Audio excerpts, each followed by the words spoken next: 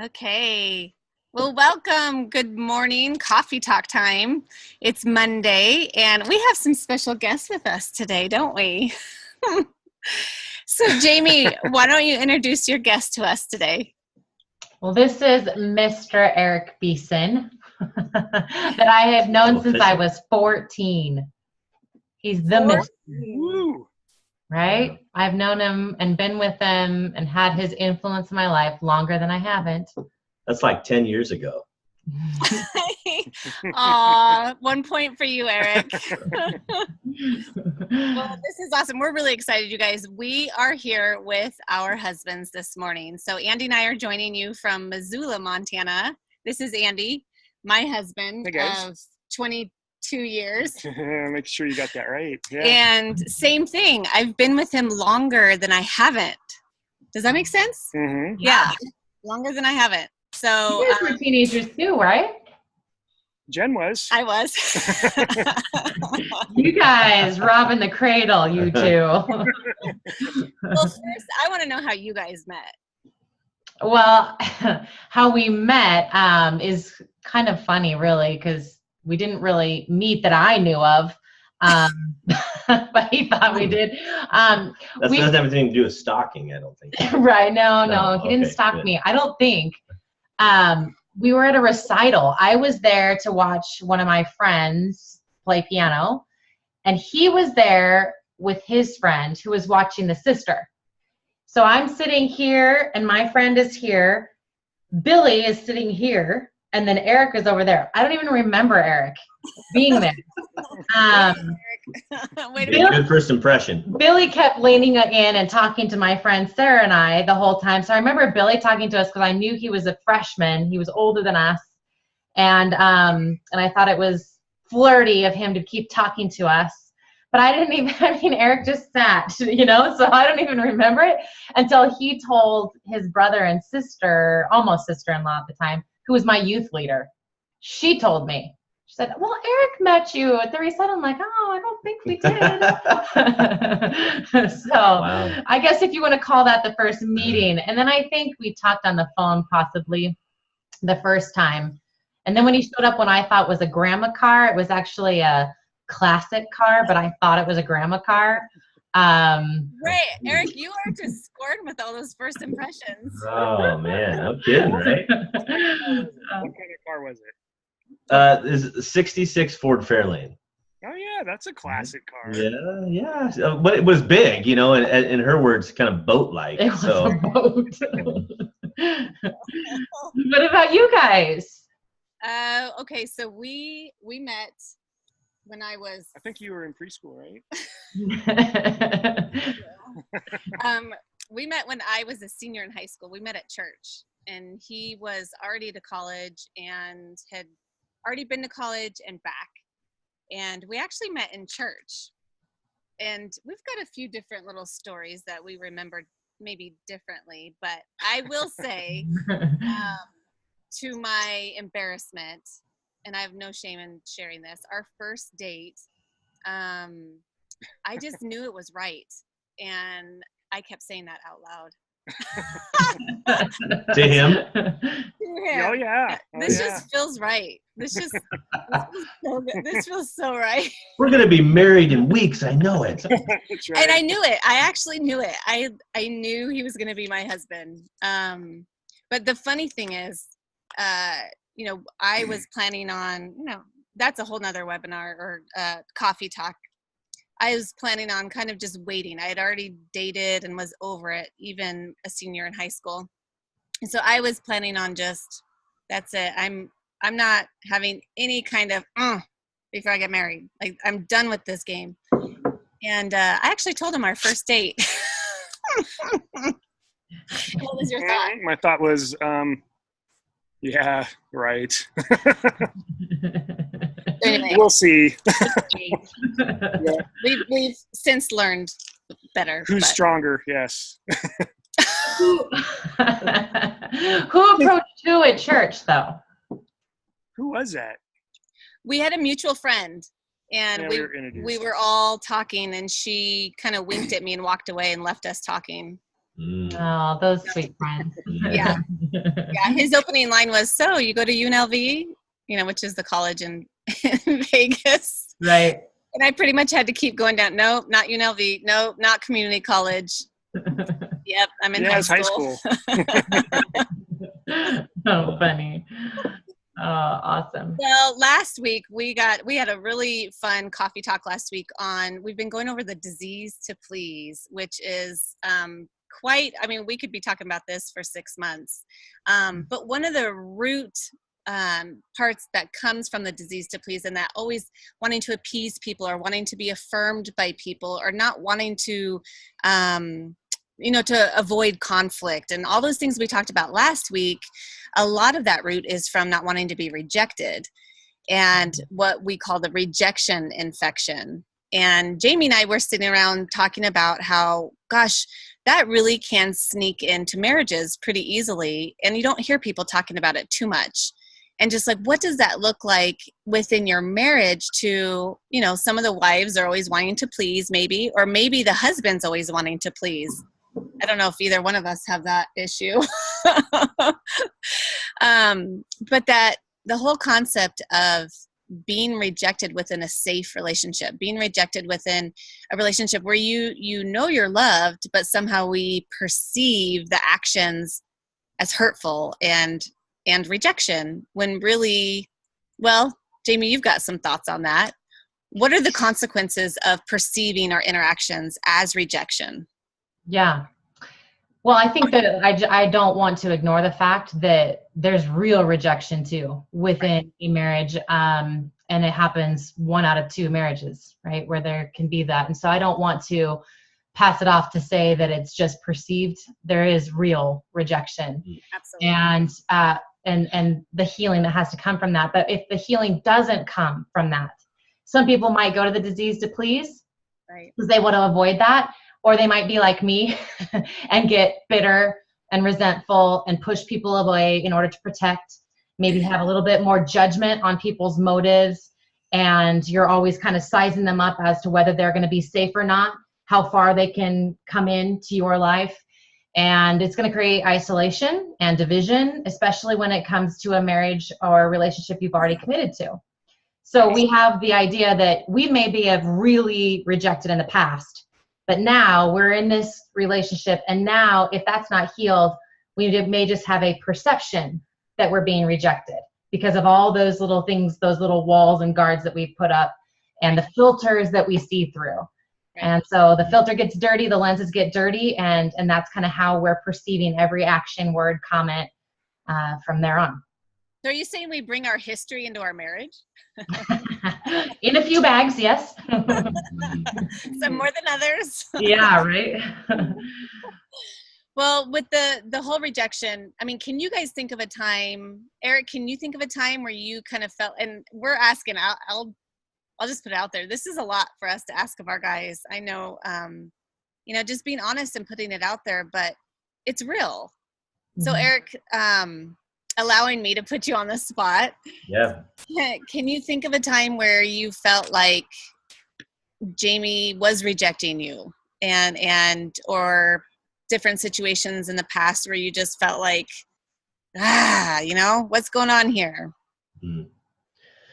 Yeah. We were kind of having a little conversation around that here just the other day. And I think that I don't have one particular instance that really is like, here's the circumstance or here's the situation. Right. But I know that, that we are wired differently in our I think, for me, I think it's standards, it's expectations of how things will go maybe in life and so forth. And I feel like probably that I'm much, where Jamie has a lot of drive and I think more of just kind of that wiring to achieve. And I'm more of I can get caught in the drift, if you will, and just kind of drifting along.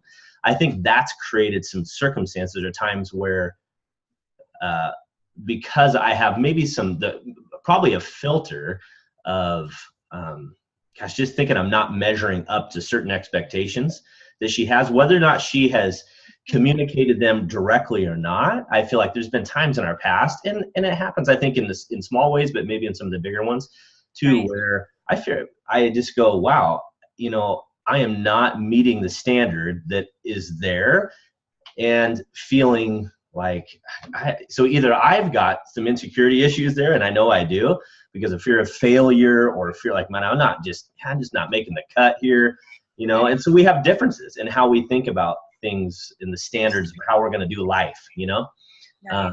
and so I think my perception has been at times just off of what she really is thinking. She's not looking at me thinking, hey, you're less than, but I may be perceiving it that way based on just, I don't know, maybe unsaid communication even, or here's the expectation, or that I think she has, So that's caused some tension, and it probably still does at times, that we have to work through, get on the same page. And, sometimes that's easier said than done, to be on the same page.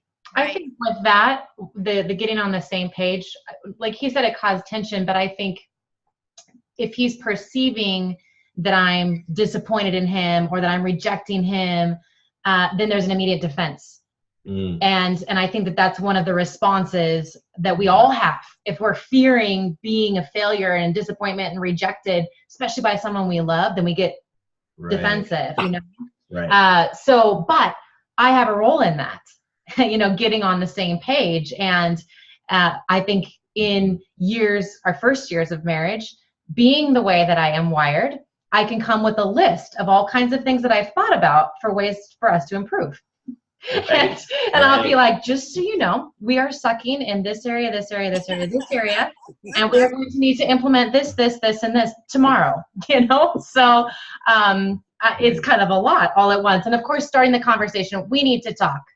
That's not really a good way to get on the same page either, in terms of if there's a past feeling of the perception of rejection, then my part is to go, that may be the case. I need to come and invite him into that, and use our strengths together, and invite the conversation rather than demand the results.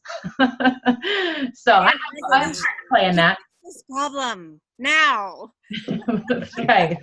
And why can't you see it, and why didn't you already? Right. Like what?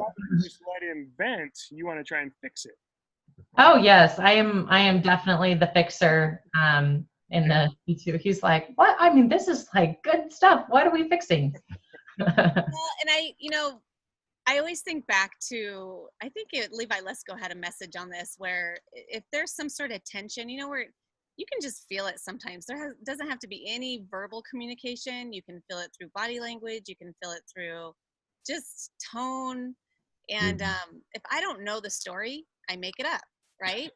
So we've already made up this story in our head. We've actually already had a big old fight, and he doesn't even know it.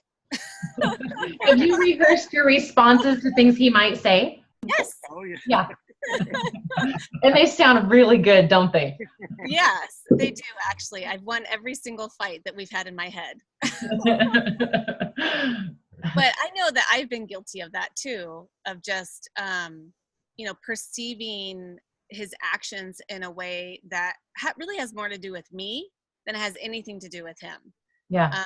And don't we do that? We make it about us, and maybe he's tired. Maybe he's had a long day, and his responses immediately I take as a rejection, but it really had nothing to do with me.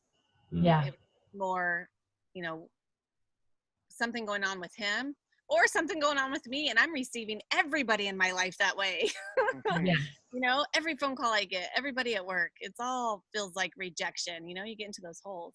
I think that's the test, really. That has been for me. That if I'm perceiving something and not giving him benefit of the doubt, which I always should give him the benefit of the doubt, if I'm perceiving rejection from him, usually I can do a little inventory.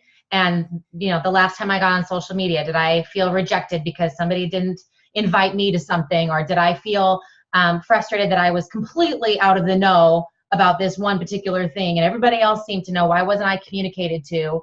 I can do this little inventory of my filter. And even for my kids, like their disobedience, Is that because they don't love me and they don't care what I have to say and they don't ever want to listen to me and they don't respect me, they don't love me, blah, blah, blah, you know? Right. That dirty filter, you can kind of do that inventory and self-check and realize, gosh, I think it's kind of bleeding into everything, which then it draws back to this is a Jamie issue. Yeah, this might be me. Yeah, I'm the common denominator. Right. Well, we were just having a conversation about this the other night, and we've definitely, after, like you guys, after a few years of marriage, you go through quite a bit. And there was a situation. I mean, there's been times where you have felt rejected, and I didn't realize my actions were doing that. We're having that result. I think it's a combination of some different things, kind of exactly what Eric was talking about.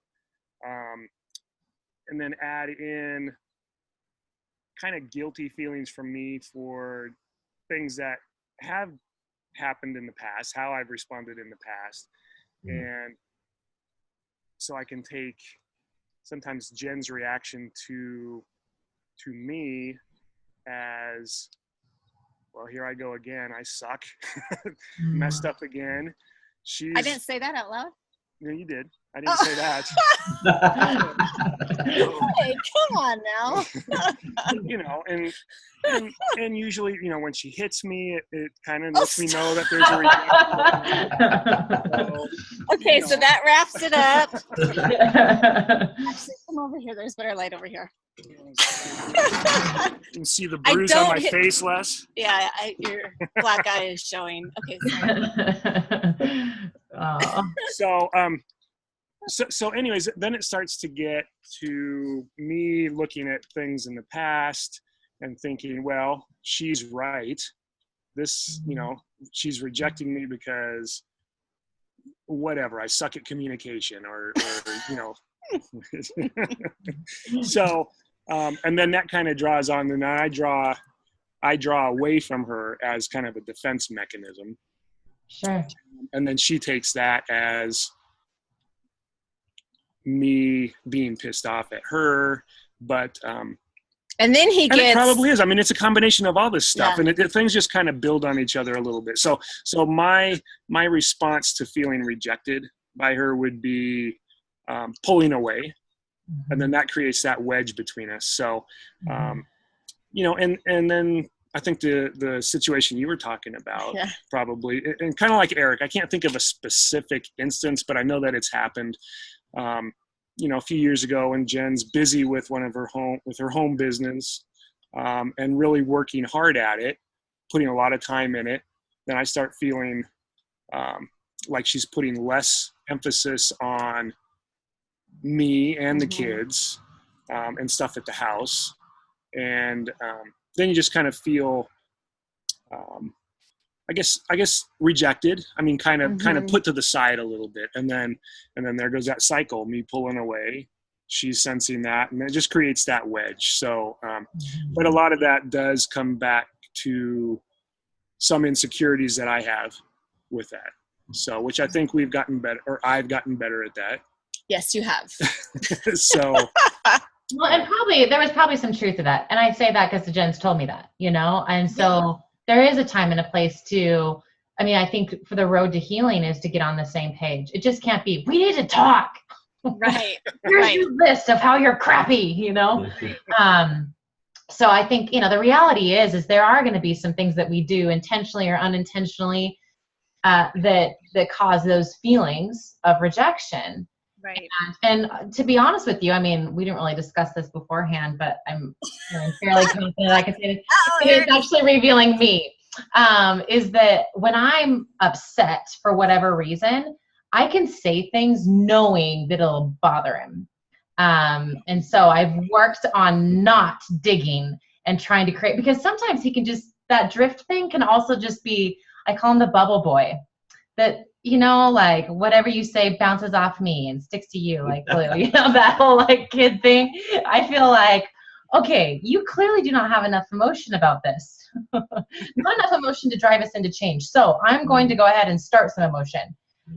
So I can, know those little pressure points as we get to understand as we grow up together, really, is what we did. So, that stuff happens in marriage. But I think you said it, Andy. I mean, if you let it sit there and you don't take the one step in toward each other to get on the same page, then it does fester. And then everything that they say adds up as proof that you're right, or everything that they say is clearly that they are rejecting me, or clearly that they are not loving me, or that they're pulling away from me, not addressing your own junk.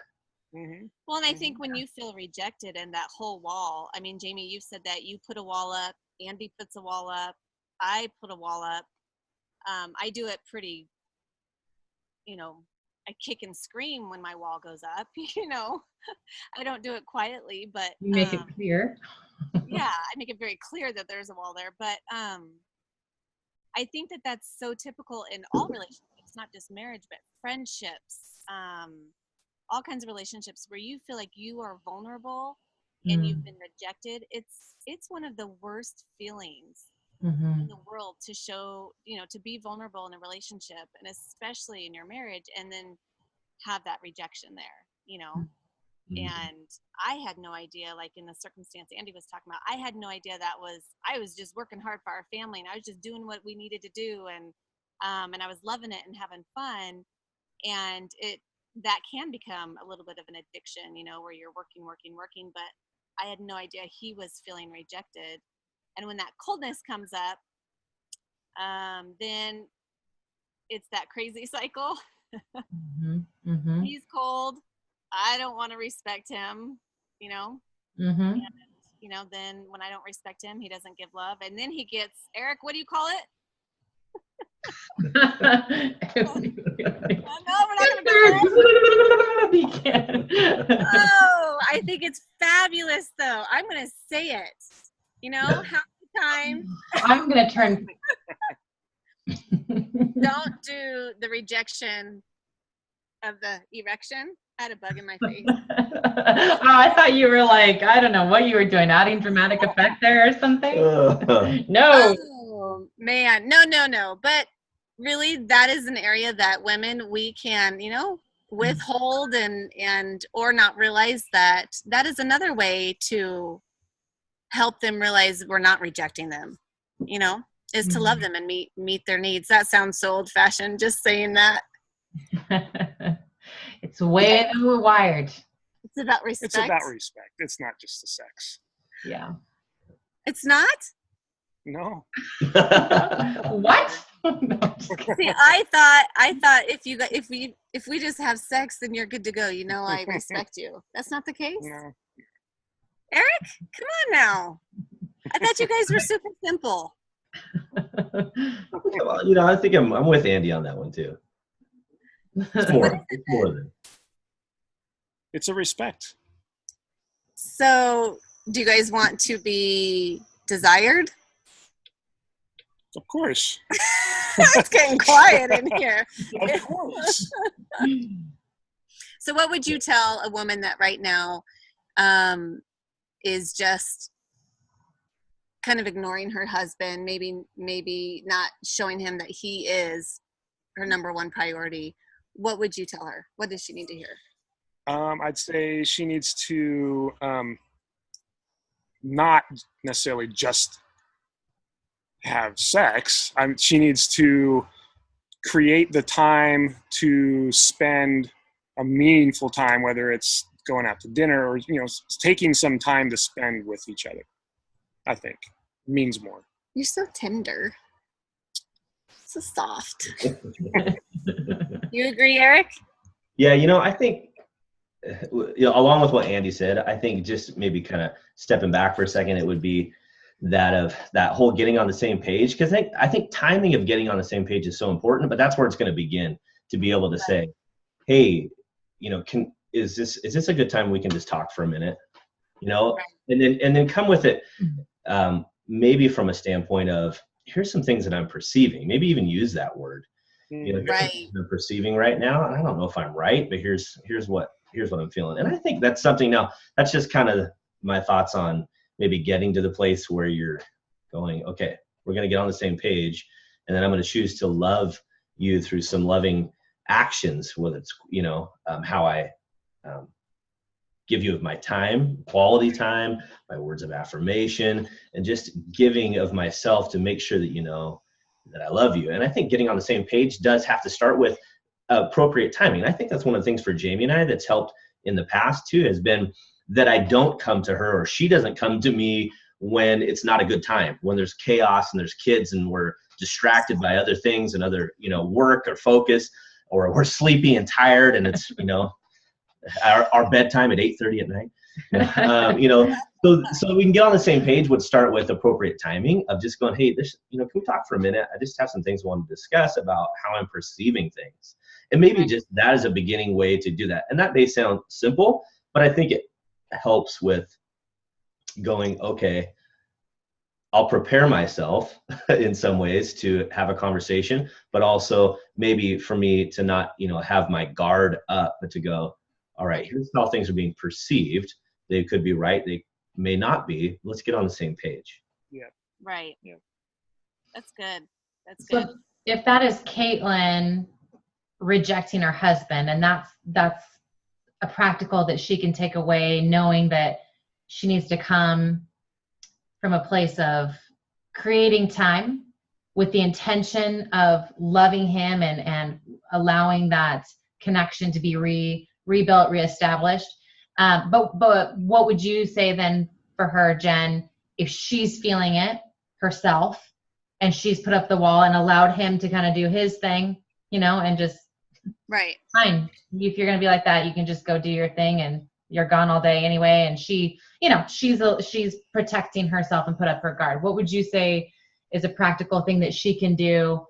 I mean, knowing that there's consequences to that, and Right. assuming that we want to get out of that place, what would you do? Well, the beautiful part is I haven't experienced tons of rejection from you. But there definitely has been times. And I think what I would say, if I were speaking to the guys, is that what you mean? To her. To her. Yeah.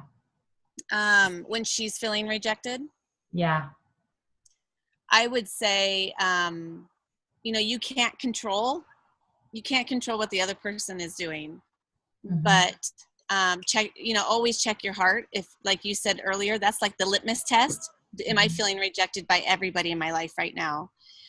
And maybe there are just some expectations that are not being met for her. So I would say, think about those, take some time to think about them, and don't wait for him to set the date. Don't wait for him to lead the family. I think that was the other thing that we struggled with, was I was always waiting. What we were taught earlier in the church was they lead the family. The man leads the family. They are the ones that take control of all this stuff. And so if a woman is quietly waiting for that to happen, those could definitely be, if that's not met, that could feel like rejection. And so I would say take some time to figure out really what your needs are, and you be the one that sets the date and initiates the conversation, and don't wait. Don't wait any longer for the enemy to have a stronghold within your marriage to blow something up that could have been very small into something huge. Because I feel like the longer you wait, the longer it has a chance to turning into something. Like I said, you make up the story in your head of what's going on. And usually it's much worse than what is actually happening. So I think being vulnerable when you feel rejected is hard to do, but it's necessary. Yeah, that's good. I would say as a balance to that, though, for myself, is that if the emotion is new and raw, to wait. Because that's why I was like, this thing. Like if I'm tired or I'm worn down, or maybe I've filtered rejection all day long and I'm raw and it's a new feeling with him, it's just not a good place to begin for me. So I feel like I have to kind of reground and allow those emotions to settle in. And so a lot of times I have to deal with kind of surrendering that fight in my head. and allowing the emotion to die down a little bit before I go any further. Because I think my MO in the past was feel it, do something now, and that's not always the best approach. So. Right. Well, and when things are so fresh, Yeah. I don't think we're thinking rationally. No. And there's definitely, that's bright. There's definitely something to be said about being still and letting God kind of filter those thoughts first. Yeah. Yep. So there's so much we can talk about with that rejection and within marriage and, moving into living loved, and making sure that relationship is as strong as possible. Can you guys hear Bon Jovi? I would be able to say that it was Bon wedding Jovi. reception outside. Somebody's having a wedding reception in our neighborhood. Oh, we're gonna go crash it. Okay, we're gonna go. But no, this has been awesome to just be able to talk about it, and I appreciate you, Eric and Andy, for just coming on and being vulnerable with that, because that's the only way we can make our marriages work, is really talking about these tough things of, I had no idea that was making you feel rejected, or gosh, you're right. We are out of whack. We are out of balance. We're out of sync. And you know what? One thing that I love that you guys do, and I know we need to wrap it up, but what's one thing that you guys do that I've watched you do, so maybe you don't know what I'm about to ask you, but you guys have instilled some pretty consistent scheduling to protect your marriage. Tell us what you guys do for that. Wednesday night. Yep. Date night. I don't schedule any of my clients or allow for any kind of appointments to happen on Wednesday night. Right. And we've made a deal with our oldest son. We pay for your phone. You take care of your brothers on Wednesday night. So, and it wasn't always Wednesday. I mean, when the seasons change, then you change up your time or your date, or, right. It has to be daytime, then do daytime. But we've even had it where the boys weren't getting along really well. So it was kind of like, take them for an hour and a half. We're going to go do dinner. We'll, and then we'll come back, put them in bed, and then he and I can watch a movie or something. Yeah. So it doesn't have to be fancy or expensive or, really thought out, as much as it's just that time that we carve out. Right. And honestly, usually the first little bit is kind of catch up. I think with 5 kids on your end, and 4 on our end, it is catch up. I mean, everything that you've missed from the last 6 days, you know, and starting there, the very basics, and then we can, connect on a deeper level. And you guys do that too, don't you? Don't you do some date nights? It's been tough lately, but we used to try to do that. So we had a formula that we need to start putting back into place, where it was like 15 minutes a day, 1 evening a week, 1 day a month, like a day date, and then like a weekend getaway. 1 month a year. Oh, wait, 1 weekend. Just away for 1 month a year, I like it. It's a great formula. For a month. But no, just having that plan. And I think that helps too with the whole getting on the same page thing of, have we scheduled out the month together? Do we have the expectation of what our schedule is, what our work schedule is, when our dates are, when are we taking kids on dates? And do we have that expectation, as opposed to sitting around and going, I really would like to go on a date. I hope he asked me to go on a date. I hope he's scheduled it. I hope he's made the reservations. And then when he comes home and you go, so what do you want to do tonight? And he says nothing. Now he's all of a sudden disappointed you. Because you're not going on that date that you had planned in your head that he was supposed to do. Right. Well, and to all the girls that are listening, and they're within their first 7 years of marriage, and then they've introduced a few littles in that 7 years, I think that scheduling and getting on the same page, redefining roles, and knowing that can happen over and over and over. That, with the second child, maybe things look even more different, because if you're working and taking care of 2, he might need to just do some things differently than you did when it was just you 2. Right. And that scheduling and getting on the same page, I think, you have to know that every season is going to look different in your marriage, and it's okay for that, and to adjust. And I think that that helps too with some of the feeling rejected, or gosh, you're just not helping me. Why don't you say that? Well, and he's thinking, I thought you didn't want me to because you don't like the way that I do laundry, or, whatever it is, which that's never been my issue. I'm like, you watch as much as you want. I think Andy thinks you just climbed into our house. Yeah, it was a good one. No, okay, well, just kind of addressing that girl out there that's like, he's not reading my mind. What is wrong with him, Because I was that way in early marriage too. And it bugged me that he didn't want to invite me everywhere he wanted to go. I'm like, you're married now.